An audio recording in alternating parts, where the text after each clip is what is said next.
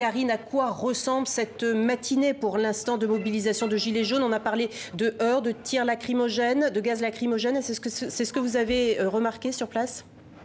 Oui, c'est ça, tout à fait. En fait, ça a commencé très calmement ce matin.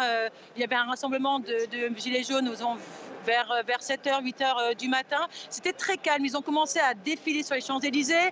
Il y avait même de la communication avec les forces de police. Et puis, petit à petit, il y a eu les esprits qui se sont échauffés. On a joué au chat à la souris. Il faut savoir qu'ici, sur les Champs-Élysées, les Gilets jaunes, les manifestants sont comme pris comme dans une souricière. Les rues adjacentes sont bouclées. Les forces de police sont là pour veiller à ce que les manifestants ne puissent pas sortir des Champs-Élysées, donc ils se sentent un petit peu pris au piège. Alors forcément, il y a eu une confrontation avec les forces de l'ordre, il y a eu un petit peu des provocations, et puis d'un coup, c'est vrai, il était 10h30 à peu près, rue Arsène Housset, les premières bombes lacrymogènes ont été jetées, ce qui a dispersé vraiment la foule. Il y a eu un mouvement un peu de panique, des gens un petit peu hagards qui ne comprenaient pas trop ce qui arrivait, qui regrettaient encore que les forces de police fassent usage de bombes lacrymogènes et de bombes assourdissantes.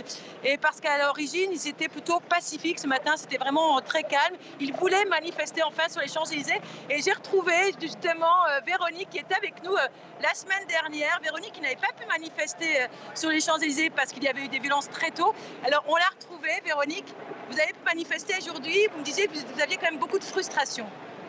Oui, la semaine dernière, je pense que ça aurait pu très bien mieux se passer si on avait eu le même système aujourd'hui pour pouvoir défiler tranquillement et pacifiquement sur les Champs-Élysées.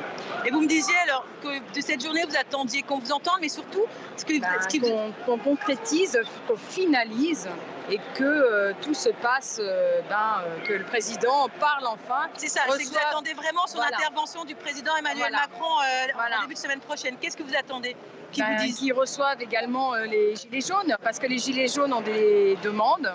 Donc il les a entendus, M. Édouard Philippe, le Premier ministre, les a entendus. Donc il est temps maintenant de concrétiser, de finaliser. Merci beaucoup. Alors pour l'instant, je vous dis, il y a à peu près entre 1500 et 2000 manifestants sur les Champs-Élysées. Merci beaucoup.